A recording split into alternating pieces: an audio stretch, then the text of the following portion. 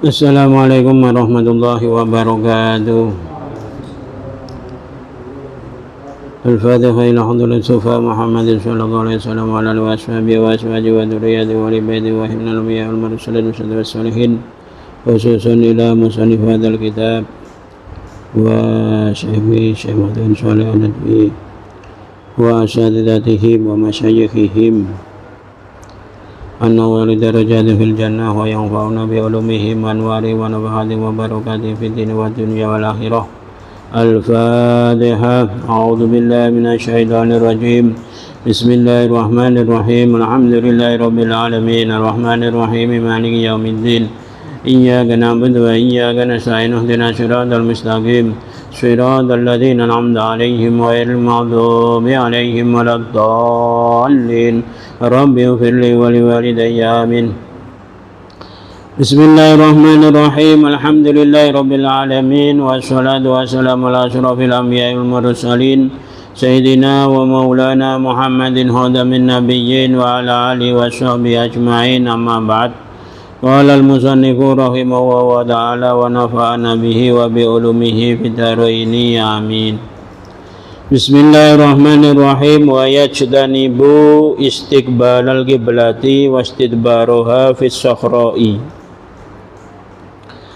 Wa yajtanibu lan ngeduwi sapa qadil hajah istiqbalal qiblati ing madhep kiblat, wastidbaroha lan mungkur kiblat, fis sakhra'i ing dalem ora-ora.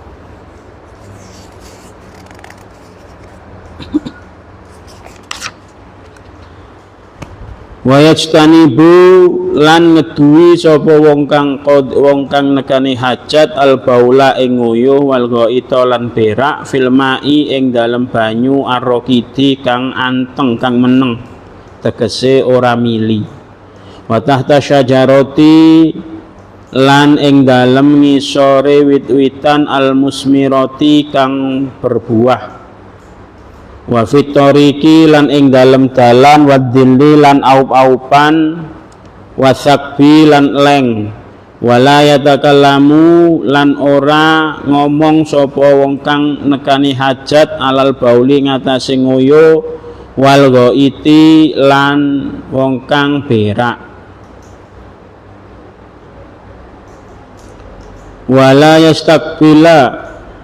Wala yastakbilu lan ora kena madhep sapa wong kang nekani hajat asyamsa ing srengenge, wal qamara lan bulan. Wala yastadbiruhuma lan ora kena mungkur ing sames wal qamar.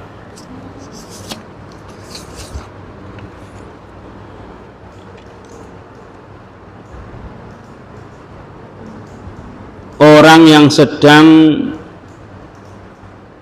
kencing atau berak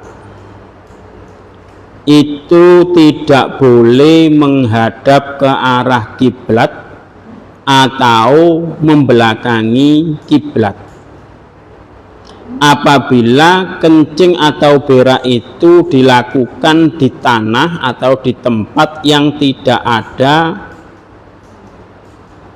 batasan-batasan, yakni seperti umpamanya di tengah sawah atau di tambak, lah itu tidak boleh kencing atau berak menghadap ke arah kiblat atau membelakangi kiblat. Kalau di Indonesia berarti menghadap barat dan menghadap timur.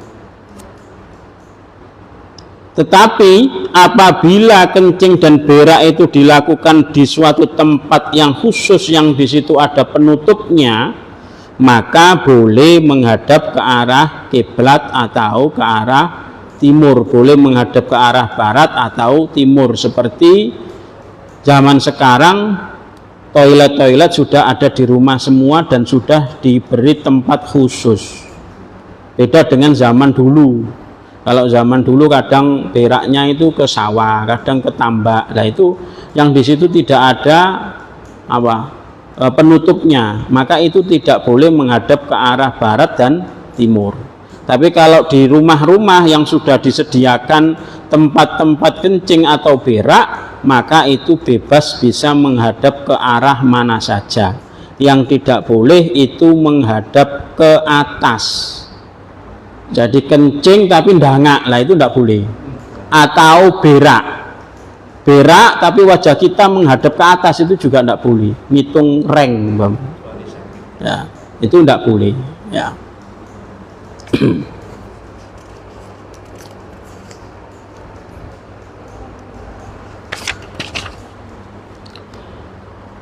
Begitu juga orang yang kencing atau berak itu tidak boleh. Di sini tidak boleh itu bukan sampai haram ya.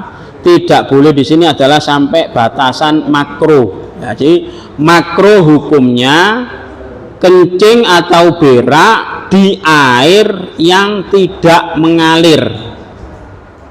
Contohnya kencing atau berak di tambak atau di belumbang atau di kolam yang airnya itu tidak mengalir, maka itu hukumnya makruh.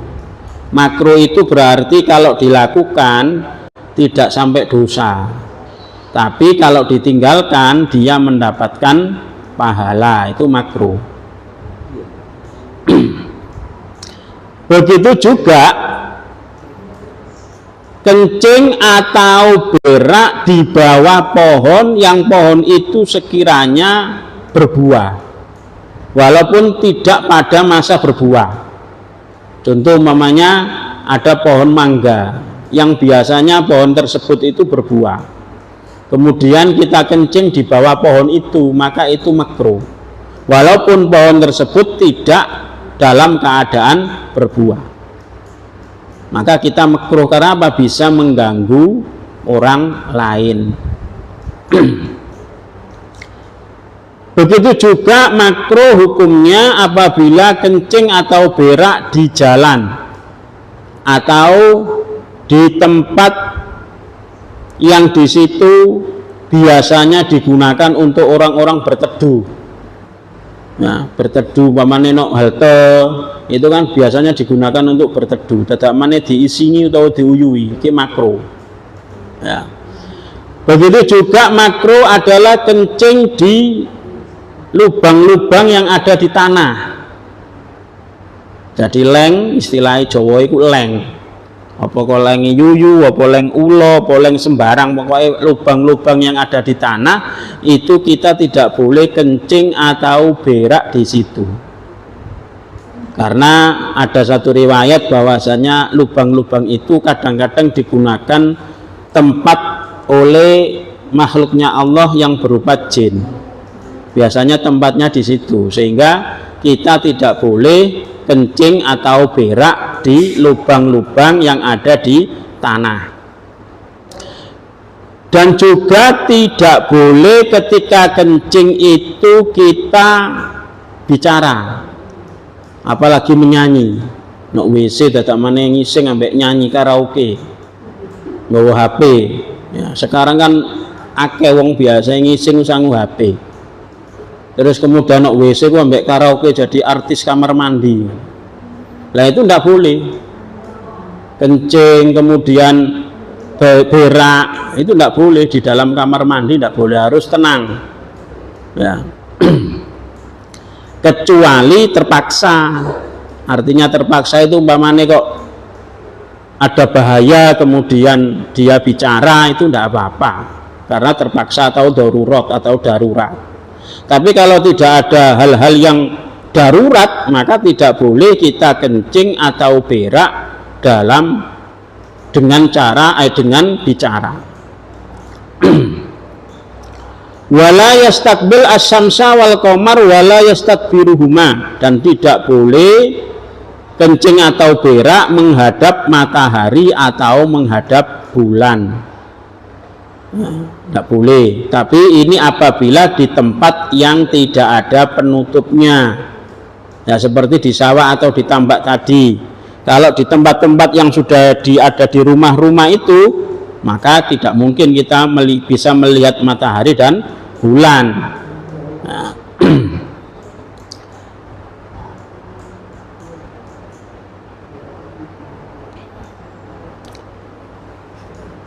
Walladzi yang kudul wudu'a khamsatu asya'a ma kharaja minas sabilaini. Walladzi utawi perkara yang kudu kang batalaken apa alladzi al wudu'a ing wudu iku khamsatu asya'a iku 5 pira-pira suwiji-wiji.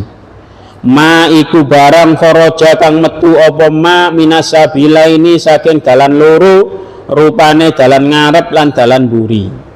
Wan naumu lan turu ala ghairi hayatil mutamakkini ing atase liyane tingkah netepi lungguh. Wa zawalul akli lan ilangi akal bisukrin sebab mendem au maradin utawa lara. Walam surajuli lan oleh ngepok wong lanang almar'ata ing wong wadon al ajnabiyata kang wadon liya min ghairi khailin saking tanpa aling-aling. Wa masu farjil adamiyyi lan gepok farjine anak Adam bibatinil kafi kelawan jerone epek-epek.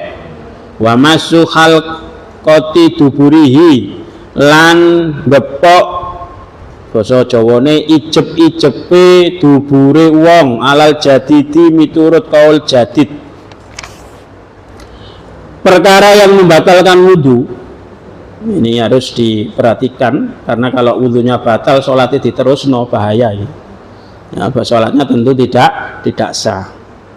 Apa yang membatalkan wudu? Yang pertama adalah ma kharaja minas sabilaini, sesuatu yang keluar dari jalan depan atau jalan belakang, baik berupa sesuatu yang cair ataupun yang padat. Umpamanya ada orang kencing batu ya, kemudian ada orang kencing darah, itu sama membatalkan wudu walaupun tidak berupa air kencing ya.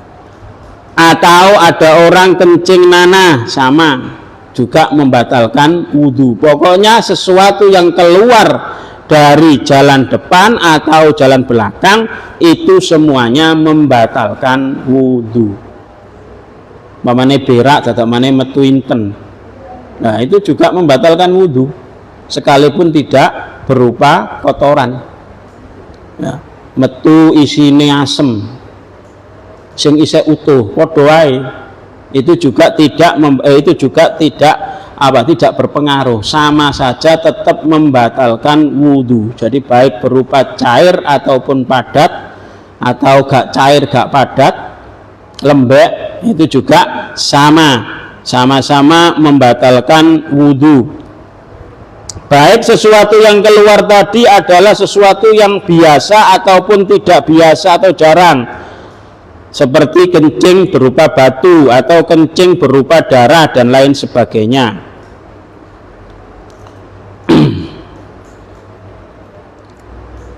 Wan naum ala ghairi hayatil mutamakkin, termasuk yang membatalkan wudu adalah tidur yang tidak menetapi tempat duduknya.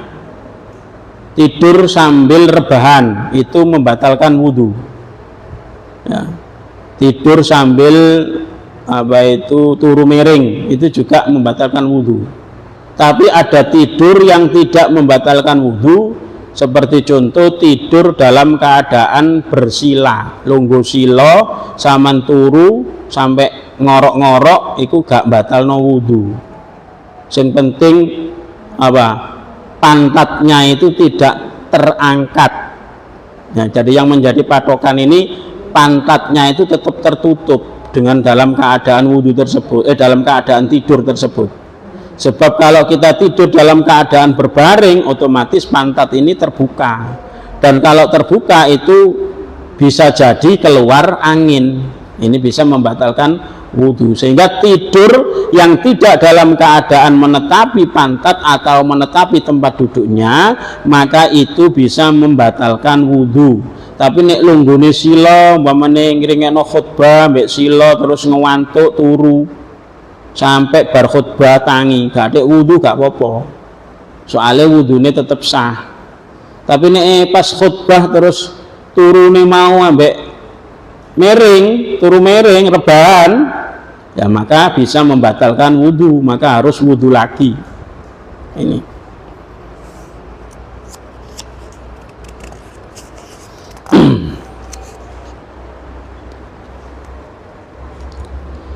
Wa zawalul akli bisukrin au maradin, hilangnya akal itu juga bisa menyebabkan batalnya wudu, baik hilangnya itu sebab minum minuman keras atau sebab sakit panas yang terlalu tinggi, itu bisa akalnya hilang, tidak normal, atau hilangnya akal sebab gila atau sebab semaput. Jadi orang yang semaput itu batal wudune. Nek sadar berarti dia harus wudhu lagi kalau mau sholat. Jadi macam-macam hilangnya akal di sini, bisa sebab gila, bisa sebab apa itu minum minuman keras atau makan sesuatu yang memabukkan, atau bisa juga semaput. Nah, maka itu juga termasuk sesuatu yang membatalkan wudhu. Yang keempat yang membatalkan wudhu adalah bersentuhannya seorang laki-laki dengan perempuan ajnabiyah. Perempuan ajnabiyah itu perempuan yang boleh dinikah. Makanya suami istri itu kalau bersentuhan setelah wudhu batal wudhunya, sebab istri itu termasuk ajnabiyah, bukan mahram. Lah nek mahram ya gak oleh dinikah. Jadi kalau ajnabiyah itu berarti perempuan yang boleh dinikah. Kalau mahram itu perempuan yang tidak boleh dinikah, seperti ibu, adik, bebek, bude, ya, atau saudara rodok. Saudara itu tidak membatalkan wudhu. Kalau perempuan-perempuan yang boleh dinikah itu bersentuhan dengan mahramnya, maka itu tidak membatalkan wudhu. Bersentuhan dengan ibu, bersentuhan dengan saudara perempuannya atau saudara laki-lakinya, ya, itu tidak membatalkan wudhu. Yang membatalkan wudhu apabila bersentuhan dengan perempuan ajnabiyah, yaitu perempuan yang boleh dinikah termasuk istri, itu adalah membatalkan wudhu. Nah, jadi kalau bersentuhan maka itu membatalkan wudhu. Kadang-kadang banyak yang masih salah paham kalau istri itu dianggap mahram, ya, dengan istilah jangan nyentuh aku, kamu bukan muhrim. Lah itu walaupun istri ya tetap bukan mahram. Istilahnya istri itu halilah, wadon sing halal. Tapi nek mahram iku wadon sing haram dinikah. Nek ajnabiyah iku wadon sing halal dinikahi. Tuh.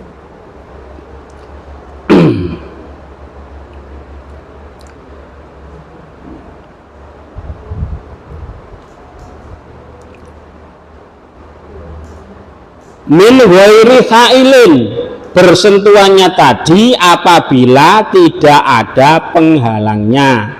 Kalau bersentuhannya itu di situ ada kainnya, ada penghalangnya, sehingga antara kulit laki-laki dan kulit perempuan ini tidak bersentuhan, maka itu tidak apa-apa. Ya, pemane bersentuhan ini yang membatalkan itu kulit, ya. Kalau megang rambut itu tidak batal. Jadi umpamane mari wudhu istrine rambutnya dawa dibelai-belai ambek suamine iku gak batal ya. Soalnya itu rambut. Jadi yang membatalkan itu kulit sama kulit. Gigi sama gigi juga tidak batal, karena bukan kulit. Jadi umpamane kok mari wudhu terus mreksa untune ditutuk-tutuk ambek driji mau. Iku nek jemok untu, jemok gigi, itu gak batal. Soalnya itu bukan kulit. Jadi yang membatalkan di sini itu kalau kulit dengan kulit. Baik kulit mana saja, tidak harus tangan. Ya, tidak harus tangan. Pokoknya kulit dari badan kita kok bersentuhan dengan wanita ajnabiyah atau perempuan lain, maka itu membatalkan wudhu. Yang kelima adalah masu farjil adami. Bedanya bahasa Arab masu dengan lamsu. Kalau lamsu itu tidak harus tangan. Tapi kalau masu itu berarti khusus epek-epek. Jadi telapak tangan ketika memegang farji itu bisa membatalkan wudhu. Nah, farji itu bisa jalan depan, bisa jalan belakang. Bagi laki-laki, farji yang bisa menyebabkan batalnya wudhu itu helmnya. Nek ngisore helm dijemok gak batal wudhunya. Ini pun kalau megangnya pakai epek-epek. Jadi telapak tangan itu batasin di telapak tangan itu nek saman gabungno sing gak ketok iku jenenge telapak tangan. Iku sing barai nyebabno batale wudu. Lah sing ketok iku nek jemok farji iku gak batal wudune. Termasuk luarnya, ya, luar daripada telapak itu nek jemok atau kesenggol farjine iku gak batal. Lah jalan belakang sing batalno wudu iku duduk bokong gak bakal batalno wudu. Jadi sing batalno wudu iku sing tempat keluarnya kotoran iku, bunder-bunder iku. Nah, tempat keluarnya kotoran. Nah, itu yang membatalkan wudu. Nek bokonge gak mari wudu kok bokonge gatel digaruk-garuk gak apa-apa. Dikosok-kosok gak apa-apa, gak batal wudune. Nek bokonge dhewe. Ya. Nah nek bokonge bojone ya siji maneh ceritane. Ya.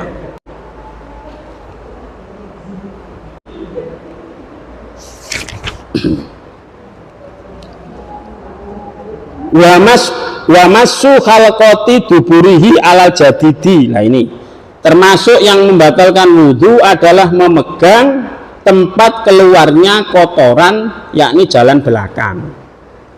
Nah sing banggarai batal iku mau apa? Yaitu tempat keluarnya itu, pintu keluarnya itu. Kalau bokong tidak membatalkan.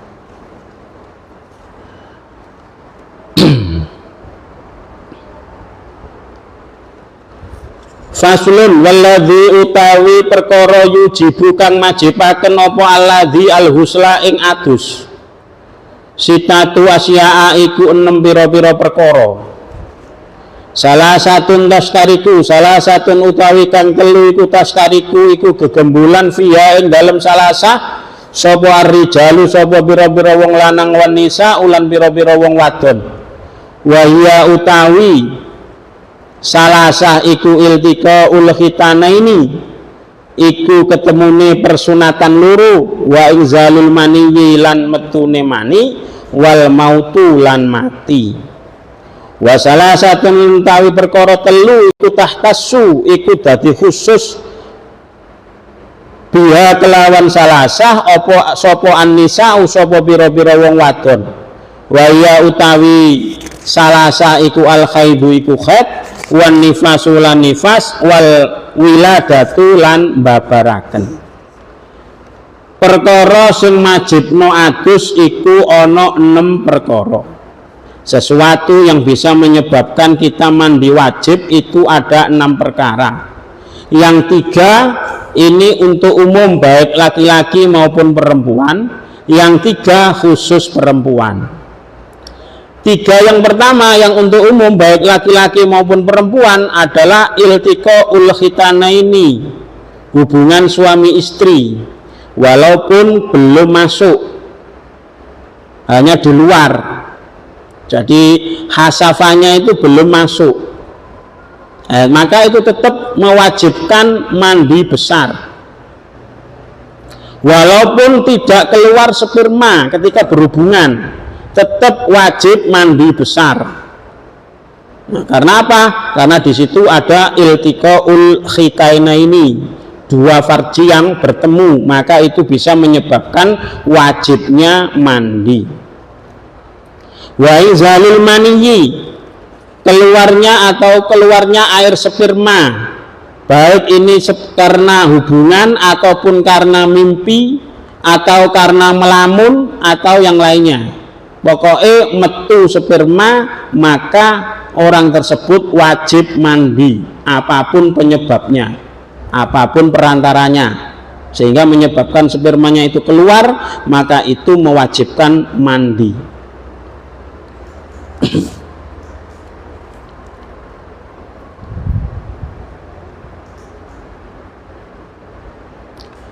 Yang ketiga wal mautu, mati juga wajib mandi, cuma yang memandikan yang masih hidup. Ya, kalau yang sudah mati ya nggak bisa mandi sendiri. Nah, otomatis yang hidup wajib memandikan, kecuali mati syahid dunia. Ya, bukan syahid akhirat, syahid dunia. Syahid dunia itu seperti contoh orang perang yang membela agama Allah. Itu ketika meninggal nggak usah dimandikan. Seperti terjadi ketika perang dulu pamannya Rasulullah SAW, yaitu Sayyid Hamzah, perang kemudian meninggal di medan peperangan, kemudian meninggal langsung dimakamkan, dikubur. Ya, begitu digali lagi di Arab sana, digali lagi makamnya, ternyata jasadnya masih utuh dan masih berbau harum dan masih berlepotan darah. Jadi ini membuktikan bahwasanya orang yang mati syahid itu tidak usah dimandikan, karena orang yang mati syahid itu darah yang berceceran, itu baunya sangat harum sekali. Kalau dimandikan berarti menghilangkan bau harum yang ada di tubuhnya. Karenanya tidak dimandikan orang yang mati syahid. Kalau orang yang mati syahid akhirat seperti orang yang melahirkan, meninggal, itu syahid akhirat, ya tetap dimandikan. Orang yang tenggelam walaupun terus kelelep, wis adus dhewe nok kali kelep, ya tetap dimandikan lagi. Ya, itu syahid akhirat. Adapun yang tiga yang mewajibkan mandi khusus bagi perempuan, yang pertama adalah haid.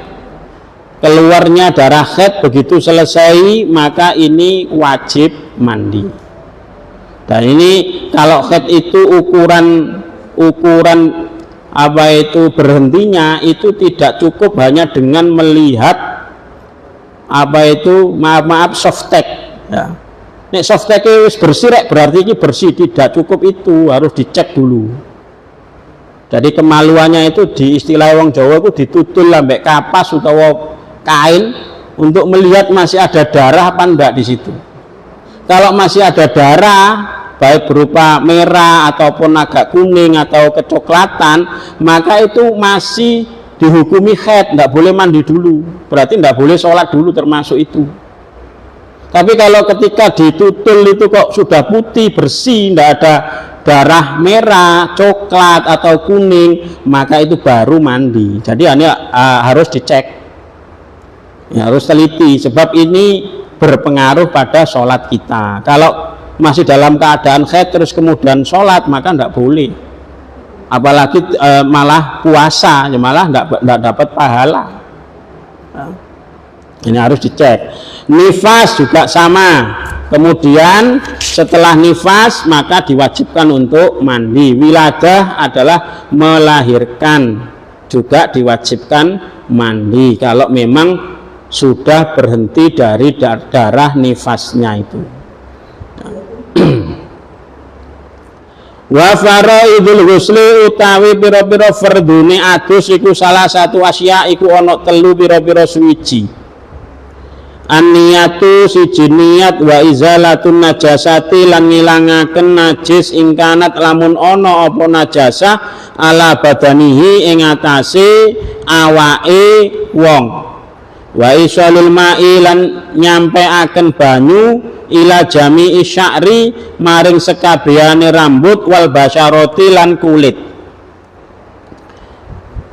Fardune adus wajib iku mau ana telu. Nomor siji niat. Jadi harus niatnya kalau memang dari junub berarti nawaitul ghusla li raf'il janabati utawa li raf'il hadasil akbari, boleh. Itu kalau junub itu berarti yang keluar sperma atau habis melakukan hubungan suami istri. Maka itu ketika mandi wajib niatnya nawaitul ghusla li raf'il hadasil akbari atau nawaitul ghusla li raf'il janabati. Kalau dari haid berarti nawaitul ghusla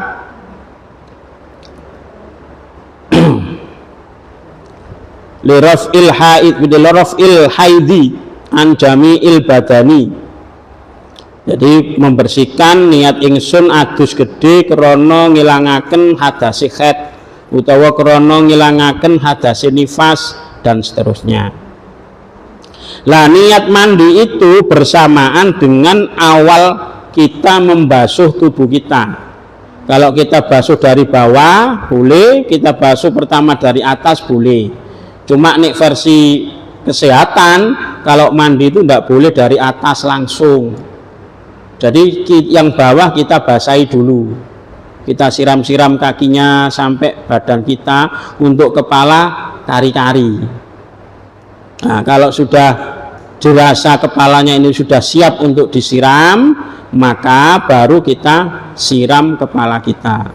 Jadi jangan langsung mandi besar itu langsung kepala, apalagi airnya dingin, ini bahaya, bisa menyebabkan jantung. Ya, jantungnya ini kadang-kadang nggak kuat menahan, akhirnya bisa terkena jantung mendadak atau istilahnya angin duduk. Nah, ini bisa menyebabkan kematian. Jadi caranya kalau mandi besar, makanya nanti disunatkan berwudu dulu. Nah, itu sunnah. Supaya apa? Supaya badan kita ini sudah merasakan dingin, sehingga darah ini tidak reaksi ke kepala, tapi reaksi di badan dulu. Kemudian baru kita mulai mandi dengan menyiram kepala kita. Ketika awal membasuh, maka niat di situ kita lafalkan di dalam hati kita. Jadi niat mandi bersamaan dengan membasuh anggota tubuh yang pertama. Apakah dari tengah, dari bawah, terserah, dari atas, terserah. Yang ketiga, harus air yang kita siramkan ke badan kita itu harus menyeluruh, bisa sampai pada seluruh anggota tubuh kita, baik berupa rambut ataupun kulit, termasuk kuku-kuku. Nah, ini juga harus kena air. Ya. Mohon maaf, ini kalau ibu-ibu biasanya itu yang perlu diteliti itu di bawah payudara, itu biasanya kalau nggak disingkap itu bahaya, nggak kena banyu, harus disiram. Ya, kalau laki-laki biasanya apa, dubur, ya, bokongnya, lalu yang kemudian duburnya itu juga harus disiram, harus diteliti, semua anggota badan harus kena air. Kalau ada yang tidak kena air berarti kita masih ketanggungan hadas besar. Kalau ketanggungan hadas besar berarti sholat kita tidak sah. Nah, sehingga harus diperhatikan betul ketika kita mandi, harus diteliti betul rambutnya, rambut sing ketel, carane supaya cek iso merata disureni. Beda nek sing rambutnya arang-arang digerojok wis rata. Sing rambut-rambut ketel itu harus semuanya terbasuh, termasuk kepala yang ditumbuhi rambut sing ketel itu juga harus terbasuh. Karenanya Sayyidina Ali itu suka gundul, rambutnya gak seneng dawa. Soalnya Sayyidina Ali ku termasuk wong sing sering keluar air madhi, madzaan, orang yang sering keluar air madhi. Air madhi itu beda dengan air mani. Kalau air mani itu mewajibkan mandi, kalau air madhi itu tidak mewajibkan mandi, tapi najis hukumnya seperti kencing. Tapi kalau air mani itu tidak najis tapi mewajibkan mandi, itu bedanya. Sayyidina Ali itu suka dengan rambut pendek, soalnya apa? Sering mandi. Jadi sehingga untuk meringankan. Di samping itu juga rambut pendek itu juga irit sampo ini gak akeh-akeh. Ya.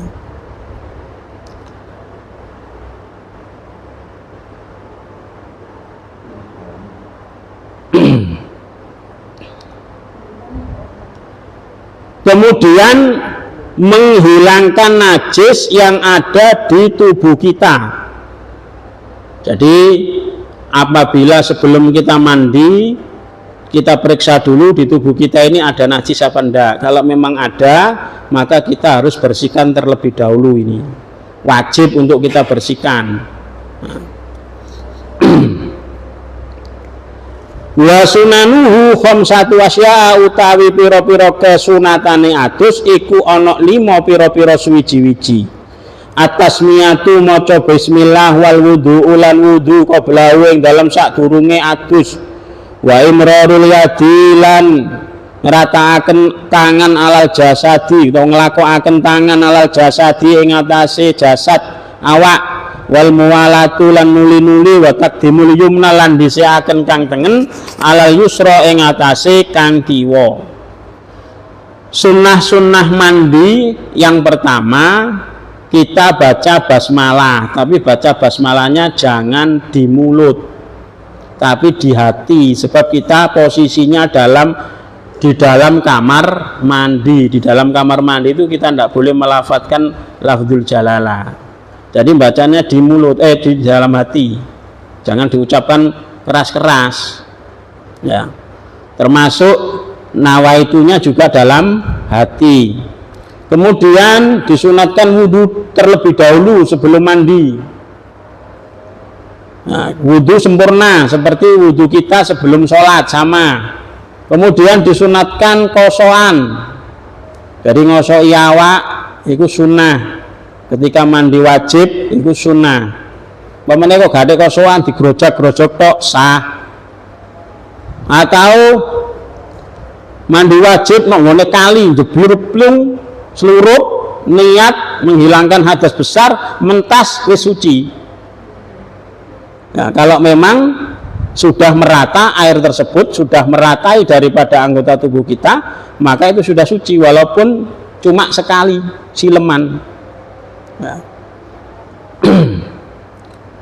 Tapi sunat kosoan, jadi di sunat kosoan membersihkan kotoran-kotoran yang ada di tubuh kita itu sangat-sangat disunatkan atau dianjurkan karena ini termasuk an-nadhofatu minal iman. Mal muwalah disunatkan berturut-turut, jadi mandi wajib itu gak harus langsung. Umpamane kok bengi dirasa adem rek kate adus dicicil separuh awak sik oleh, separuh ini diterusno esuk-esuk. Utawa kate adus bengi kok sungkan mara tuwa wis meneh wae saiki ngrojok sirahe tok wae terusane meneh oleh. Jadi mandi wajib itu gak harus langsung, oleh dicicil. Ya, padha karo wudu wingi gak oleh tidak harus langsung, boleh dicicil. Begitu juga mandi wajib tidak harus mualah, tidak harus berturut-turut, boleh dicicil. Ya, pada biasanya nganten anyar kan sungkan mara tuwa. Lah iku biasanya terus disiram kepala dhisik. Begitu pagi baru semuanya. Itu ndak apa-apa. Kemudian mendahulukan anggota yang kanan dan mengakhirkan anggota yang kiri. Jadi kalau mandi itu yang dibasuh terlebih dahulu itu adalah anggota tubuh kita yang kanan dulu. Jadi nek tangan utawa separuh awak itu sing tengen sampean basuh dhisik, kemudian setelah itu baru yang kiri. Itu sunnah, tidak wajib, hanya sunnah saja. Jadi sunnah itu berarti kalau kita lakukan berarti kita dapat pahala, kalau kita tinggalkan ya kita tidak dapat pahala. Itu sunnah. Lah perkara sing sunnah iku perkara sing disenengi Kanjeng Nabi. Tapi nek perkara sing makruh iku perkara sing gak disenengi Kanjeng Nabi. Walaupun makruh itu tidak berdosa kalau dilakukan, tapi sesuatu yang makruh itu berarti sesuatu sing gak disenengi Kanjeng Nabi. Faslun utawi iku fasal suci wal ihtisalatul masnunah utawi pira-pira adus al masnunatu kang den sunataken iku sab'atun iku ana 7. Sab'ata asyara iku ana 17 apane huslan aduse. Mandi yang disunatkan ada 17. Waslul jum'ati adus arep Jumatan. Wal idaini lan arep salat riyaya loro. Wal istisqai arep salat istisqa. Wal khusufi lan arep salat grana srengenge, wal kusufi lan gerana matahari, wal husli lan adus min huslil mayiti saking ngedusi mayit, wal kafir lan wong kafir ida aslama nalikane mlebu Islam sapa kafir, wal majnun lan wong gendeng, wal muhma ale lan wong kang sadar ida afaka, wal muhma ale lan wong kang semaput ida afaka nalikane sadar sapa majnun lan muhma ale, wal ghuslu lan adus indal ikhrami nalikane arep ihram, walidukhuli Makkah lan arep mlebu kota Mekah, walil wukufi lan krana wukuf bi Arafah ana ing Arafah, wal walil mabiti lan krana mabit nginep bi Musdalifah ana ing Musdalifah, waliramyil jimari lan krana balang jumrah as-salasi kang telu, walit tawaf lan krana arahe tawaf. Jadi mandi-mandi yang disunatkan adalah pertama mandi sebelum kita melaksanakan sholat Jum'ah. Iki khusus lanang, sing wajib Jumatan itu lanang, wedok gak wajib Jumatan. Tapi saumpamane kok ana wedok melok Jumatan ya sholate sah, cuma gak wajib. Sing kewajiban melakukan sholat Jumatan itu laki-laki. Lah sebelum berangkat itu disunatkan mandi terlebih dahulu. Mandinya sama seperti kita mandi besar. Jadi mulai ujung rambut sampai ujung kaki harus tersiram air semua. Ini mandi sebelum Jumatan. Lah otomatis ya harus diniati. Kalau tidak diniati, walaupun kita mandi sebelum Jumatan, kalau tidak ada niatnya, ya kita tidak dapat pahala. Tidak dapat pahala kesunatan mandi.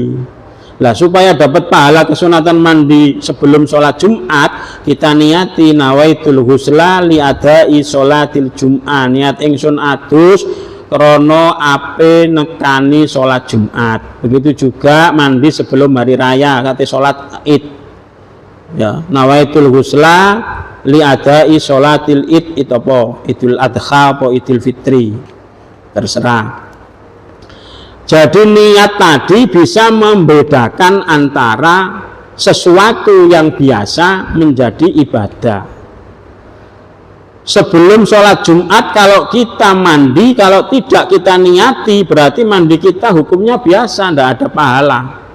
Tetapi kalau kita niati maka mandi kita menjadi nilai ibadah. Karena itu termasuk kesunatan. Berarti kita melakukan kesunatan dan kesunatan itu termasuk ibadah. Jadi sesuatu yang bisa membedakan antara ibadah dan kebiasaan itu hanya dengan niat tadi. Nah, makan, kalau kita hanya makan biasa, ya biasa tidak ada unsur ibadahnya. Tapi kalau makan itu kita niati supaya kuat untuk beribadah, maka makan kita dinilai oleh Allah sebagai ibadah. Sehingga dalam 24 jam itu kalau kita niati, maka semuanya akan bernilai ibadah, termasuk tidur. Kita niati untuk mengistirahatkan badan kita supaya nanti tidak capek atau supaya nanti giat dalam sholat malam. Itu berarti tidur kita dinilai ibadah. Kalau hanya bleksek langsung turu, ya tidak ada nilai ibadahnya. Nah, begitu juga mandi tadi, kalau hanya sekedar mandi biasa, ya tidak ada nilai ibadahnya. Maka kita niati mandi untuk menyegarkan badan supaya kuat atau giat dalam melaksanakan ibadah. Maka mandi kita dinilai ibadah. Lah sholat Jumat, sholat Id, sholat istisqa, sholat khusuf, sholat kusuf, ini semuanya kalau kita amati adalah sholat-sholat yang di situ berkumpul dengan orang banyak. Jadi Rasulullah itu sangat menganjurkan kalau kita berkumpul dengan orang banyak itu sebelumnya dianjurkan untuk mandi. Makanya sholat hari raya, sholat istisqa, sholat gerhana, ini semuanya sholat-sholat yang disunatkan untuk berjamaah, kecuali sholat Jumat. Kalau sholat Jumat itu wajib berjamaah. Sholat Jumat itu kalau nggak berjamaah berarti sholat Jumatnya tidak sah. Beda dengan sholat hari raya. Sama sholat hari raya sendiri di rumah boleh, ya, cuma tidak dapat kesunatan berjamaah. Sholat gerhana sendiri di rumah tidak jamaah boleh, ya.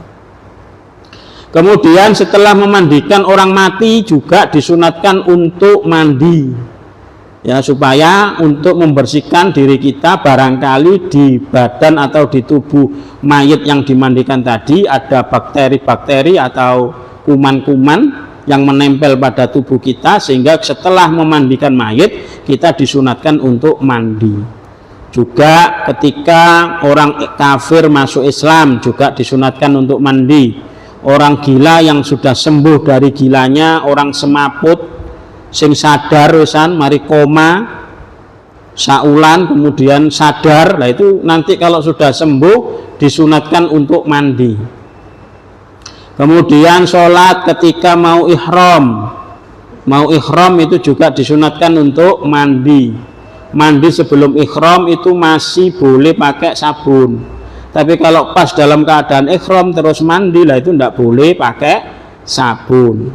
Sebab itu wangi-wangian, bagi orang yang sedang ihram tidak boleh memakai wangi-wangian. Tadi kalau sebelum ihram mandi pakai sabun masih boleh, sebelum ihram, sebelum memakai pakaian ihram. Kemudian mau masuk kota Mekah itu juga disunatkan mandi. Mau wukuf di Arafah, mabit di Musdalifah, mau romyul jimar, balang jumroh, tawaf, itu semuanya juga disunatkan mandi, karena semua itu adalah berkumpul dengan orang banyak, sehingga Rasulullah sangat menganjurkan. Termasuk Rasulullah juga ulama-ulama dulu termasuk menganjurkan mandi sebelum sholat raweh. Nah, sebab ketika kita terawih juga kita berkumpul dengan orang banyak, maka di situ juga disunatkan untuk mandi. Ya, jadi sebelum terawih itu disunatkan untuk mandi juga. Faslun utawi fasal suwiji wal masku utawi ngusap alal khuffaini ing atase muzaluru jaizun iku wenang bisalah sati syaraita kelawan telu pira-pira syarat. Ayat tadia yen to ngawiti sapa wong lupsahuma ing gawe muzaluru badha kamalit thahara ing dalem sakwise sempurnane suci. Muza itu kalau di Indonesia mungkin nggak ada.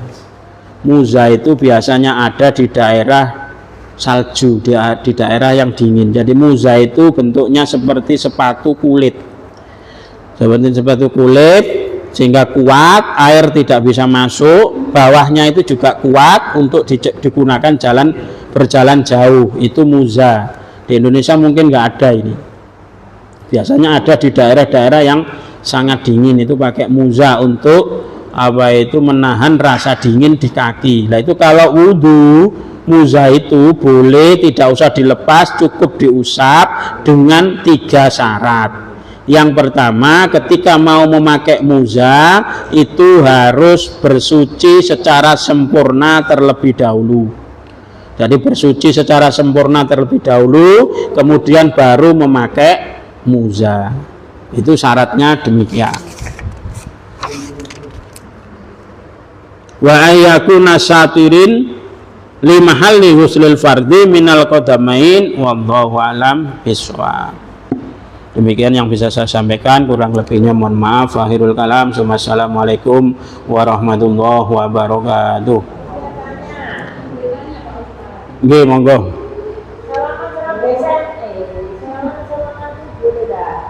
Menantu itu mahram. Jadi menantu itu mahram abadan. Sekalipun sudah cerai, mantan menantu tetap mahram. Karenanya ndak boleh menikahi mantune dewi, mantune pegatan dipek mara tuwa ora oleh. Ya, mari oleh anake oleh mbokne ora oleh. Nek oleh mbokne sik lagi oleh anake iku oleh. Jadi ana rondo di anak ayu dikawin mbokne dhisik, tapi belum kumpuli, belum melakukan hubungan suami istri. Terus pegatan genti kawin anake iku oleh. Tapi nek kawin anake dhisik terus mari ngono munggahe nang ibuke iku gak oleh. Dadi mara tuwa iku padha karo ibu kandung, hukume mahram. Jadi anak mantu padha karo anak kandung, mahram, tidak membatalkan wudu. Orang yang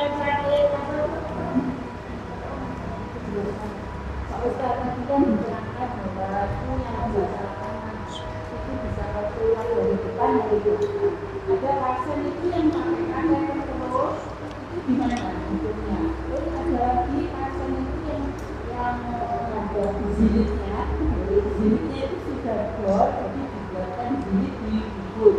Jadi milih terus. Nah itu namanya nanti istilahnya dalam fikih itu salisul baul atau salisul ghaib. Wong sing beser uyuh utawa beser ngising utawa beser ngentut iku ana bape dhewe. Saiki buka dhisik. Soalnya mempercepat buka juga termasuk sunnah.